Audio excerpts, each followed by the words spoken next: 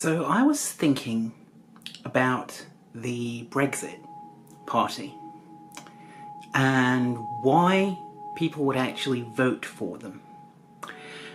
And I'm thinking this partly because I saw the interview on last night's Tisky Sour with Claire Fox, who purports to be the left wing of the Brexit party, which is more associated with people like Nigel Farage and Anne Widdecombe, who could hardly be described as members of the political left. Now, I didn't really have any answer to why one might vote for them after watching Fox's interview, because to be honest, she said very, very little of substance in that interview. She spent a great deal of time saying that she felt the electorate had been betrayed on the issue of Brexit. That's certainly something that she said a great many times during the discussion. She didn't have as much to say about what it says about your attitude to the electorate if you are standing for election and haven't bothered to offer the electorate a manifesto, which is what the Brexit party have done. They are campaigning for election in the European elections without having given any manifesto. So absent any coherent explanation of why one should vote for them from Claire Fox, the only real guideline we can go with, there are two guidelines we can go with for why you would vote for the Brexit party. The first is the most important from our point of view, and that is that you would vote for the Brexit party because you want to vote for a fantasy of Brexit. Now, I say fantasy of Brexit for a very, very simple reason. The only word we can use as a guide to the Brexit party's policies is their name as a party, the Brexit Party. What can we safely assume about the Brexit Party? We can safely assume that it's a party that supports Brexit.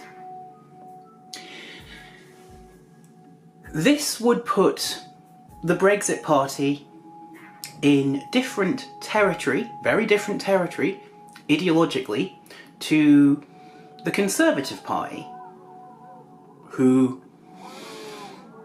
have said that they are committed to delivering Brexit.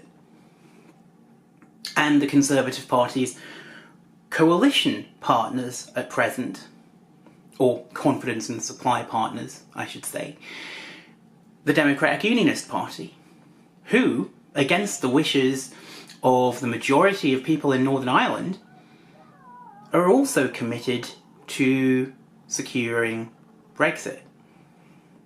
And then there's Her Majesty's opposition, the Labour Party, who are committed with reservations to delivering some kind of Brexit.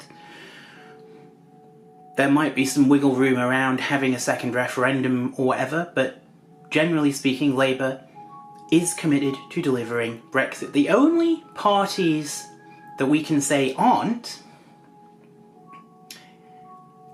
there are the Lib Dems, who are unambiguously anti-Brexit. There are the Greens, not that the Greens have many MPs, and, well, that's it really, isn't it? I mean, there's maybe Change UK, or whatever they're calling themselves this week, but we don't even know what their policies are either. It seems to be a very popular time to run for election without laying out any policies. People wonder why there's so little trust in politics. So, the main opposition party the party in government and the party in government's junior confidence and supply partner are all committed to securing Brexit. So is the Brexit Party. So why would you vote for the Brexit Party rather than any of the other parties who have a much bigger chance of doing it? And the reason for that is because all those other parties, precisely because they have a better chance of achieving it, are saddled with the unfortunate problem of having to bring about Brexit in reality. This is a really big disadvantage, because no one actually knows what Brexit is. The question of what Brexit is was never put to the people. The question put to the people was a simple yes or no question of whether we should leave the European Union at some point. No one was ever asked, should we leave the European Union by April 2019? No one was asked whether they should leave the European Union by October 2019. No one was asked under which rules we should leave. Nothing. The vaguest of vague questions, deliberately kept vague so that it would be easier to force the referendum legislation through before the 2015 election, at which David Cameron was gambling on another Lib Dem coalition where he could blame the Lib Dems for rejecting the referendum and kick the idea into the long grass. Didn't happen. That is political reality. And that is something that if you are a serious political party, you have to deal with. The Brexit Party is not a serious political party. It is a party for single-issue obsessives, cranks, and charlatans, like Anne Widdecombe, like Nigel Farage, like Claire Fox. It's not a serious party. And precisely because it is not a serious party, it has one advantage that none of the other parties have, and that is that they can run on the fantasy of Brexit. They can run on the idea of Brexit, and they can never be challenged on that because they will never have the power to implement it in reality.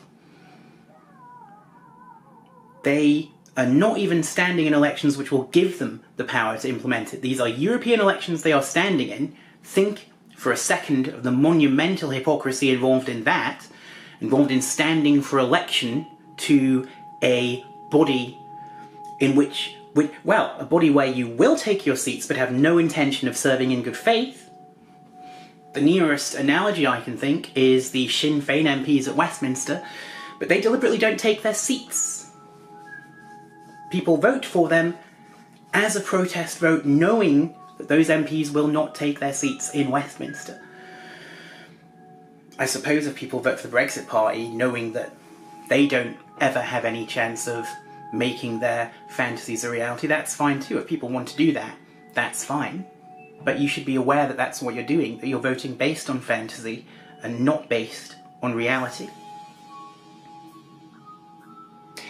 The other reason why you would vote for the Brexit Party is brand recognition. And the brand of the Brexit Party is Nigel Farage. And maybe a little bit of Anne Widdecombe as well.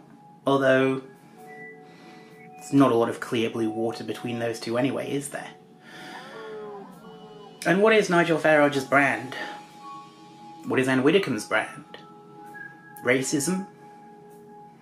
Prejudice against the LGBT community? Shackling prisoners, pregnant women, to the beds in which they give birth in prison? Hostility to asylum seekers? Islamophobia? Now those are all in some measure things that played a part in the fantasy of Brexit, but those are things that have to be discarded when it actually comes to the reality of Brexit. Because the reality of Brexit is it's a Brexit that has to go through for everyone, and that has to safeguard everyone in this country, and as much as single-issue cranks and obsessives and charlatans like Farage and Fox and Widdecombe may hate it, people of colour in this country are citizens Asylum seekers in this country are protected. Not very well, but they are protected. LGBT people in this country have rights and protections that, however hard people that are very close to Claire Fox and Anne Widdecombe and Nigel Farage try to chip away at them, are still there and are not going away and will not go away because people will not stand for them to go away. That is a genie that when it is out of the bottle, you have to take very extreme measures to put back in. And if you really do support those extreme measures, that's another reason why you would vote for a party of fantasists, because really what you're voting for there is your own sadistic fantasy, driven by whatever psychoses you have, whatever complexes you have, are not reality.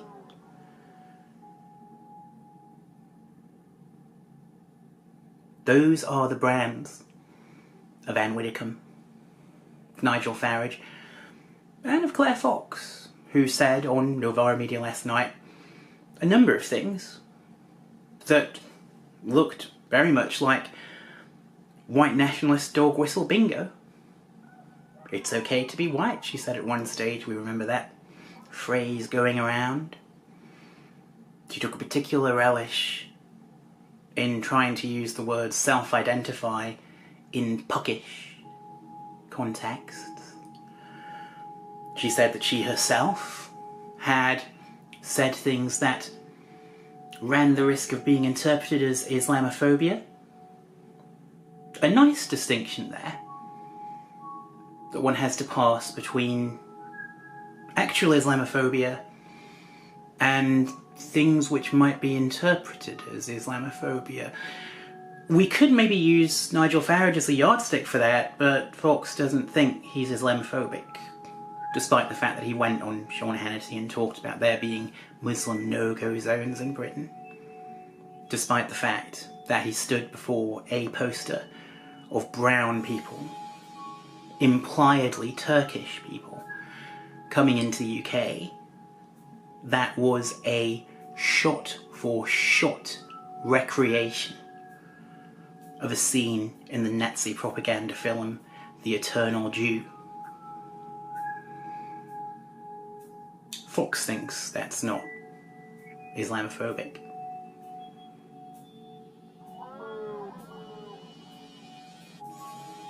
A lot of people who would vote for the Brexit party will probably claim that as well. It's not an Islamophobic party. I didn't vote for them because of that. I didn't vote for them because I hate Muslims. No. But you voted for them based on a fantasy. The polling booth is not a place for you to masturbate. Vote based on reality, not the fantasies of charlatans and cranks.